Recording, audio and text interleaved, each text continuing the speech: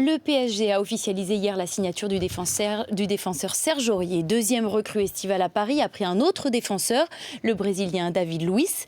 Mais le Toulousain a été prêté pour 1 an avec option d'achat. Une façon astucieuse pour le champion de France de contourner les règles du fair play financier. Jérémy Pelletier, Yann Pécheral. Pas 1 euro déboursé pour Serge Aurier, plutôt malin de la part du PSG.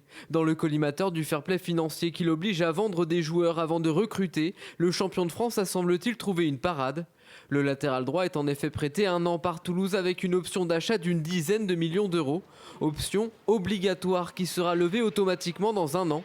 Paris gagne donc du temps et ne s'en cache pas. Déjà, on ne fait pas ce qu'on veut, vous le savez aussi bien que moi. Donc, si on vous annonce cette formule-là, c'est qu'il y a une raison.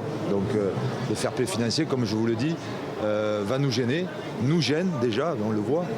Mais ça n'a pas empêché qu'on recrute 2 joueurs importants, qui sont David Luiz et Serge Aurier. Mais c'est vrai qu'on ne peut pas faire ce qu'on veut, on le savait. Pas sûr en revanche que cette technique fonctionne pour André Di Maria. Si le PSG est prêt à offrir 60 millions d'euros au Real Madrid pour s'attacher les services de l'Argentin, il aimerait verser la somme en fin de saison prochaine. Problème, le club espagnol veut du cash, ce que Paris ne peut faire, bloqué par le fair play financier. À moins que le club de la capitale ne se décide à vendre l'une de ses stars, Cavani, Verratti ou bien Pastore.